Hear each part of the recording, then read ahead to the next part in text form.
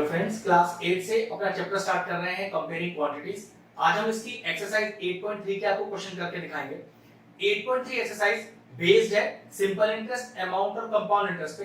तो चलिए क्वेश्चंस को स्टार्ट करने से पहले इन तीनों चीजों के बारे में आपको बताता हूं कि सिंपल इंटरेस्ट कैसे निकाला जाता है, अमाउंट और कंपाउंड इंटरेस्ट, और इसमें कौन-कौन सी कंडीशन है। ठीक है, सबसे पहले सिंपल इंटरेस्ट की बात करें तो सिंपल एक डायरेक्ट फॉर्मूला है सिंपल इंटरेस्ट निकालने का। क्या? P into T into R upon 100। सो P क्या होता है? प्रिंसिपल। अब प्रिंसिपल क्या चीज है? प्रिंसिपल क्या है कि जो सम ऑफ अमाउंट आप जमा करोगे वही प्रिंसिपल होगा। T is the time period, कितने समय के लिए करोगे। R is the rate of interest, और किस परसेंट पे करोगे। ठीक है, अपॉन 100। तो ये तो सिंपल फॉर्मूला है। क्वेश्चन जब करूंगा तो और बेहतर तरीके से बताऊंगा। ठीक है, अमाउंट अब ध्यान रखिएगा, अमाउंट क्या होता है? अगर मैं सिंपल इंटरेस्ट की बात करूं तो अमाउंट होता है P प्लस SI। ठीक है, सिंपल सी बात। यहां तो सिंपल इंटरेस्ट और अमाउंट इजी से टॉपिक था। आप चलिए कंपाउंड इंटरेस्ट, उसके लिए मैं आपको डायरेक्ट फॉर्मूला नहीं बताऊंगा। कंपाउंड इंटरेस्ट निकालने से पहले आपको अमाउंट निकालना सिखाऊंगा। ठीक है, अमाउंट का फॉर्मूला होता है P 1 प्लस R अपॉन 100 की होल पावर n, और फिर मैं आपको CI का फॉर्मूला बताऊंगा A माइनस T। मतलब जब भी कंपाउंड इंटरेस्ट निकालना हो तो पहले आप क्या निकालो? पहले आप अमाउंट निकालो। ठीक है, ये सारी चीज वही है, प्रिंसिपल, रेट ऑफ इंटरेस्ट, और ये देखो n। जबकि टाइम तो t होता है, तो मैं आपको बताऊंगा कि t को n क्यों लिखा गया है, इसका रीजन है यहाँ पर। ठीक है, जैसे मान लीजिए आपने अमाउंट निकाल दिया, फिर CI कैसे निकलेगा? अमाउंट में से प्रिंसिपल माइनस कर दीजिए, आपका CI आ जाएगा। अब सबसे इंपॉर्टेंट नियम ये कि आप टाइम को यहाँ पर n क्यों डिनोट कर रहे हो। तो यहाँ पर तीन अलग अलग केस है, वो तीनों केस हमारे एक्सरसाइज के अंदर है, ध्यान से सुनते हैं। मान लीजिए केस है ईयरली का। ठीक है, बिल्कुल क्लियरली लिखा होगा ईयरली, या फिर लिखा होगा एनुअली, ये दोनों चीज एक ही है। इसमें ध्यान रखना, जो आपका टी होता है, टाइम पीरियड दिया होता है, वो डायरेक्टली एन के बराबर हो जाता है। मतलब जैसे दे रखा है 2 साल के लिए, तो समझ जाना यहाँ पर टी और एन एक है, मतलब डायरेक्ट एन बराबर आप 2 लिख सकते हो, क्योंकि फॉर्मूले में एन लिखा हुआ है ना, टी तो है नहीं। टी क्यों नहीं है, ये बस आपका अगला पार्ट है। ठीक, अब मान लीजिए यहाँ ईयरली ना होता और क्या लिखा होता, मान ली लिखा होता हाफ ईयरली, तो क्या चेंज आता? तो समय देखो कैसे दिया होगा क्वेश्चन में, समय दिया होगा आपको 1.5 ईयर। ठीक है, जिसको आप टी मान रहे हो, लेकिन दिक्कत क्या है, हाफ ईयरली दिया हुआ है ना। हाफ ईयरली का मतलब 6 महीने। तो अगर मैं आपसे पूछूं कि 1.5 साल में 6 महीने कितनी बार आएंगे, तो देखो 6 महीने 6 महीने 6 महीने, भाई 6 6 6 हो गए 1.5 साल, तो यहाँ n हो गया 3। हमेशा ध्यान रखना, जब भी आपको ईयरली गिवन होगा तो जो समय आपको दिया है टाइम, 2 साल 3 साल 1 साल, वो डायरेक्टली n हो जाएगा। लेकिन अगर आपको क्वेश्चन में हाफ ईयरली वर्ड लगा के दिया हो, तो ध्यान रखना गिवन समय को आपको 6 के इंटरवल्स में तोड़ना है। जैसा मान लीजिए आपको 2 साल दिया होता, तो n कितना हो जाता? 6 महीने 6 महीने 6 महीने 6 महीने, मतलब 2 साल में 6 महीने 4 बार आएंगे, तो यहाँ मैं n को 4 लिख देता। 2.5 इयर्स, तो भाई 6 महीने 2.5 साल में कितनी बार आएंगे? 5 बार आएंगे, तो n 5 हो जाता।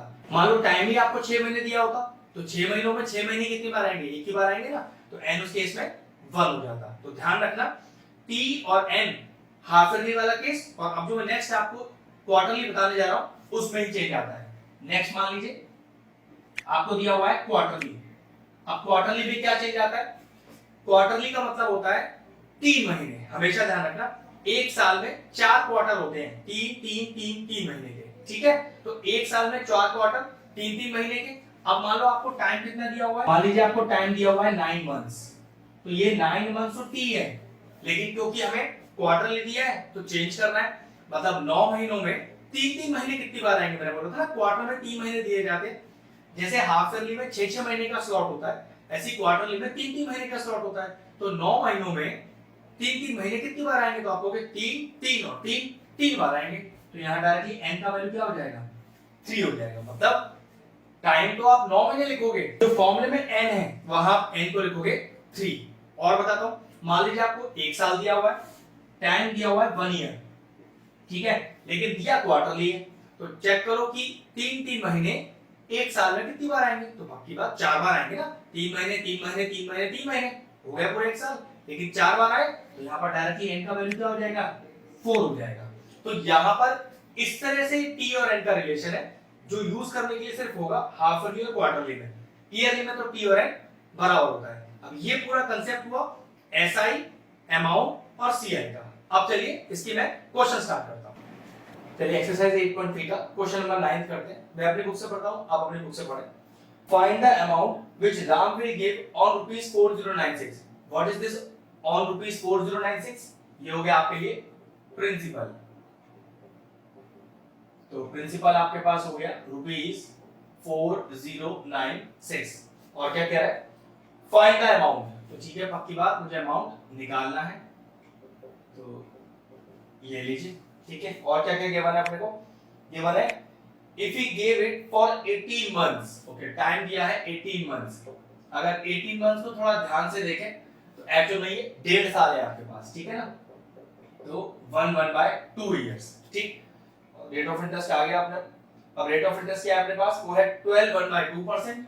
तो रेट है आपके पास 12 1/2%। फिर क्या कहता है? Per annum compounded half yearly. Okay, आपको हाफ ईयरली के हिसाब से सारा एडजस्टमेंट करना है और ये आपको अमाउंट निकालना है। काफी आसान है, देखो ध्यान से देखते हैं। अब हाफ ईयरली का मतलब होता है 6 महीने। अब चेक करिए कि हमारे गिवन टाइम में 6 मंथ्स, 6 महीने कितनी बार आएंगे? अगर मैं कहूं 1.5 साल दिया है तो 1.5 साल में 6 महीने कितनी बार आएंगे? पक्की बात 6 महीने 6 महीने 6 महीने, हो गए 1.5 साल। कितनी बार आए? 3 बार। तो यहाँ पर हमारा n क्या हो गया? 3 हो गया, ठीक है। और रेट ऑफ इंटरेस्ट का क्या होता है? हाफ ईयरली में जो भी आपको रेट ऑफ इंटरेस्ट दिया होता है उसको आधा कर दिया जाता है। तो देखो ये कितना है? ये है 2 12 24 प्लस 1 25/2 और इसको आधा और करना है। तो ये आपके पास हो गया 25/4%। तो दो चीजें जिन पर ध्यान दिया जाता है जब आपको कंपाउंडेड हाफ ईयरली वाला केस हो कि जो आपको रेट ऑफ इंटरेस्ट है जो भी गिवन है उसको आधा करिए, मतलब 2 से डिवाइड कर दीजिए। और जो टाइम पीरियड आपको दिया है वो 6 मंथ के हिसाब से जज करिए। जैसे 18 मंथ्स है या 1.5 साल कुछ भी बोल सकते हैं।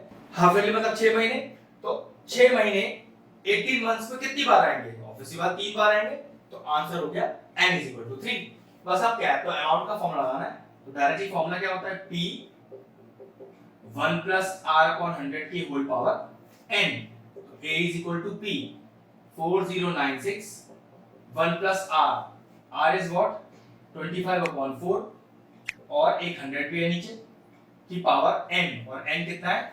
3। तो 25 4 100, तो ये कितना आ गया? ये आ गया 4096 ब्रैकेट 4 4 16 हो गया, 16 × 16 + 17 17/16 पावर में 3 लग रहा है। तो पक्की बात 3 बार इसे मल्टीप्लाई करना पड़ेगा। अब ये अमाउंट पूरा सॉल्व करके आएगा 4913 रुपीस। बस हमें यही निकालना था कि क्वेश्चन में अमाउंट जिसमें टाइम दिया है 18 मंथ्स और रेट ऑफ इंटरेस्ट दिया है 12/2, तो हमारा फाइनल आंसर आया amount is equal to 4930 rupees. Question finish हो। अगर आपको हमारा वीडियो इंफॉर्मेटिव लगा हो तो हमारे चैनल मैथ्स प्लीज को सब्सक्राइब कर लें और साथ में लगे बेल आइकन को भी हिट कर दें, जिससे आगे आने वाले वीडियोस का नोटिफिकेशन आपको सबसे पहले मिल जाए।